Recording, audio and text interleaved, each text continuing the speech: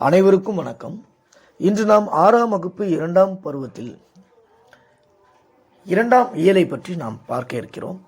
பாடறிந்து ஒழுகுதல் அப்படின்ட்டு 2ஆம் இயல்ல கொடுத்துருக்காங்க. அதில் ஆசார கோவையை பற்றி தான் நாம் பார்க்க போகிறோம். ஆசார கோவை நூலின் ஆசிரியர் பெருவாயின் முல்லையார். இந்த பெருவாயின் முல்லையார் ஆசார கோவையில் 8 நல்லொழுக்கத்தை விதைக்கும் விதைகளை பற்றி கூறியிருக்கிறார். நுழையும் முன் இந்த பாக்ஸ் இருக்கு பாருங்க, அதை பார்த்துருவோம். நல்லொழுக்கமே நல்ல மனிதர்களை உருவாக்கும். நல்ல மனிதர்களை உருவாக்குவது எது? நல்லொழுக்கம். நாம ஒழுக்க நெறிகளை அறிந்தால்தான் அவற்றை பின்பற்றி நல்வாழ்வு வாழ முடியும். இந்த நோக்கத்திற்காகத்தான் நம்முடைய முன்னோர்கள் அறநூல்களை படைச்சாங்க. நாம் பின்பற்ற வேண்டிய நற்பண்புகளை அறநூல்கள் விளக்குகின்றன. அவற்றை பற்றி நாம அறிவோம் வாருங்கள். பாருங்க, பெருவாயின் முல்லையார் ஆசார கோவையில் எழுதிய பாடல் வரிகளை பற்றி பார்ப்போம்.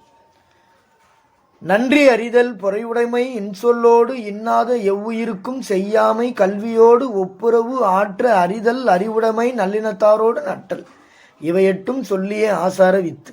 மீண்டும் ஒரு முறை பாருங்க. நன்றி அறிதல் பொறையுடைமை இன்சொல்லோடு இன்னாத எவ்வுயிருக்கும் செய்யாமை கல்வியோடு ஒப்புரவு ஆற்ற அறிதல் அறிவுடைமை நல்லினத்தாரோடு நட்டல் இவையெட்டும் சொல்லிய ஆசார வித்து. சொல்லுங்க.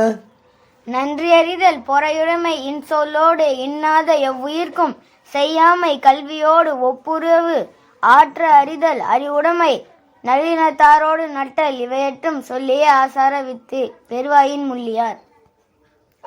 பாடலின் பொருள்: பிறர் செய்த உதவியை மறவாது இருக்கணும். 1. 2வது, பிறர் செய்யும் தீமைகளை பொறுத்து கொள்ளுதல்.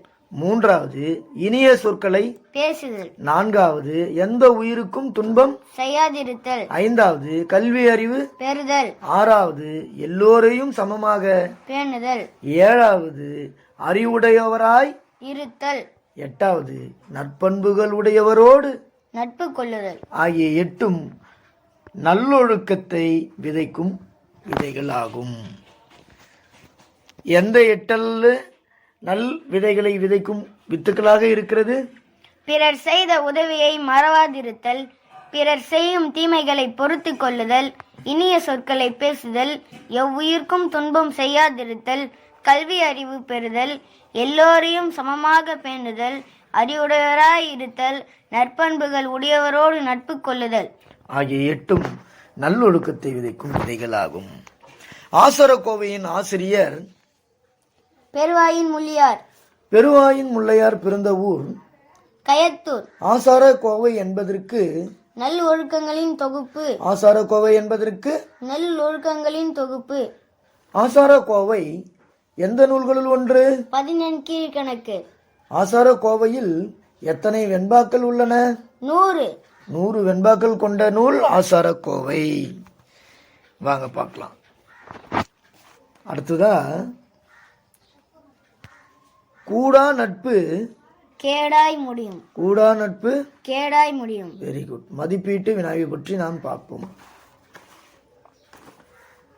பிறரிடம் நான் இன்சொல் பேசுவேன்.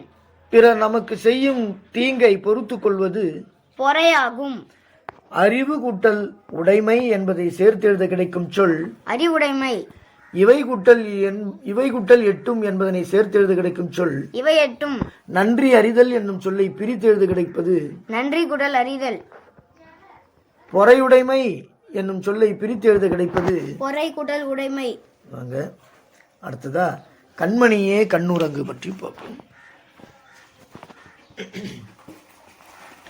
ஏட்டில் எழுதப்படாத இசைப்பாடல்கள் நாம என்ன சொல்றோம்? நாட்டுப்புற பாடல். நாட்டுப்புற பாடல்னு சொல்றோம். பாடல்கள் மனதிற்கு அமைதியையும் மகிழ்ச்சியையும் தருபவை. பாடலை பாடினாலும் மகிழ்ச்சி தான், கேட்டாலும் மகிழ்ச்சி தான். ஏட்டில் எழுதப்படாத இசைப்பாடல்கள் தமிழ்ல ஏராளமா இருக்கு. தமிழரின் பிறப்பு முதல் இறப்பு வரை ஒவ்வொரு நிகழ்விலும் பாடல்கள் முதன்மையான இடத்தை பெறுகின்றது. இந்த நாட்டுப்புற பாடல்களே தமிழர்களின் வாழ்க்கை முறைகளை படம் பிடித்து காட்டுகிறது. ரொம்ப முக்கியம் இந்த வரி. தமிழர்களின் வாழ்க்கை முறைகளை படம் பிடித்து காட்டுவது எது? நாட்டுப்புற பாடல்கள். நாட்டுப்புற பாடல்கள். அடுத்ததா நம்ம பாடலை பாட போறோம். வாங்க பாட்டு பார்க்கலாமா? ஆராரோ ஆராரோ ஆரிரரோ ஆராரோ ஆரிரரோ நந்தவனம் கண் திறந்து நற்றமிழ் பூ எடுத்து பண்ணோடு பாட்டிசைத்து பார் போற்ற வந்தாயோ பார் போற்ற வந்தாயோ தந்தத்திலே தொட்டில் கட்டி தங்கத்திலே பூ இழைத்து செல்லமாய் வந்துதித்த சேர நாட்டு முத்தேனோ சேர நாட்டு முத்தேனோ வாழை இலை பரப்பி வந்தாரை கை அமர்த்தி சுவையான விருந்து வைக்கும் சோழ நாட்டு முக்கணியோ சோழ நாட்டு முக்கணியோ குளிக்க குளம் வெட்டி குளம் வாழ அணை கட்டி பசியை போக்க வந்த பாண்டிய நாட்டு முத்தமிழோ பாண்டிய நாட்டு முத்தமிழோ கண்ணே கண்மணியே கண்ணுரங்கு கண்ணுரங்கு கண்ணே கண்மணியே கண்ணுரங்கு கண்ணுரங்கு என்று இந்த பாடல் நாட்டுப்புற பாடலாக அமைந்திருக்கு. இந்த பாடலின் பொருள் பார்த்தோம்னா, தமிழ் சோலையில் பூ எடுத்து இசையுடன் பாடி உலகம் புகழ வந்தாயோ, தங்க பூ பதித்த தந்தத்தாலான தொட்டிலில் செல்லமாய் உறங்க வந்த சேர நாட்டின் முத்தேனோ, இல்லம் வந்தவரை இன்முகத்தோடு வரவேற்று அறுசுவை உணவளிக்கும் சோழ நாட்டின் முக்கணியோ, குளம் வெட்டி அணை கட்டி குடிமக்களின் பசியை போக்கும் பாண்டிய நாட்டின் முத்தமிழோ, கண்ணே கண்மணியே கண்மூடி உறங்குவாயாக என்று தாய் தன் பிள்ளையை தூங்க வைப்பதற்காக நாட்டுப்புற பாடல் ஒன்றை பாடுகிறாள். அருமையா இருக்கு பாருங்க வரிய. இந்த சேர நாடு எடுத்துக்கிட்டீங்கன்னா, தங்க பூ பதித்த தந்தத்தால் ஆன தொட்டில செய்து செல்லமாய் உறங்க வந்த சேர நாட்டின் முத்தேனோன்னு சொல்றாங்க. இங்க முத்தேன் என்றால் என்ன? கொம்பு தேன், மலை தேன் அல்லது பொந்து தேன், கொசு தேன். ஆமா, கொம்பு தேன், பொந்து தேன். பொந்து தேனை பழைய எடிஷன்ல பார்த்தீங்கன்னா மலை தேன் அப்படின்ட்டு இருக்கும். அதை நம்ம பார்க்கலாம். கொம்பு தேன், பொந்து தேன், கொசு தேன். வீட்டுக்கு வந்தவரை இன்முகத்தோடு சிரித்த முகத்தோடு வரவேற்று அறுசுவை உணவளிக்கும் சோழ நாட்டின் முக்கணியோன்னு சொல்றாங்க. சோழ நாடு முக்கணி. முக்கணி என்றால் மாப்பழா வாழை. ஆமா. யாராவது வீட்டுக்கு வந்தா இன்னும் குளிக்கலப்பா சாப்பிடுங்க அப்படின்னு சொன்னும் போது இன்னும் குளிக்கவே இல்லைங்க அப்படின்னு சொன்னா, இந்த பாண்டி நாட்டில் இருக்குங்க குளம் வெட்டி அணை கட்டி குடிமக்களின் பசியை போக்கும் பாண்டிய நாட்டின் முத்தமிழோ அப்படின்னு சொல்றாங்க.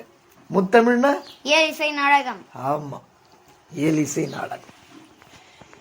வாங்க தொகை சொற்களின் விளக்கம் பற்றி பார்ப்போம். முத்தேன், கொம்பு தேன், மலை தேன், கொசு தேன். ஆமா, பழைய எடிஷன்ல பாத்தீங்கன்னாக்கா பொந்து தேன் இருக்கும். எது கொடுத்தாலும் பார்த்துக்கோங்க. முக்கணி, மா பலா வாழை. முத்தமிழ், இயல் இசை நாடகம். முத்தேன் எந்த நாட்டுடையது? சேர நாடு. சேர நாட்டை குறிப்பிடுறாங்க.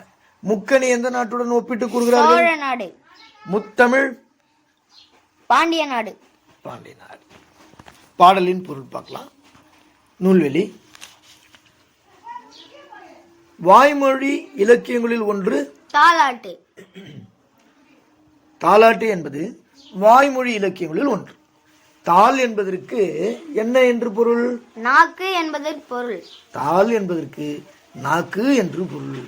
இந்த நாவை அசைத்து பாடுவதால் தாலாட்டு என்று பெயர் பெற்றது. தாலாட்டை எப்படி பிரிக்கலாம்? தாள் குடல் ஆட்டு.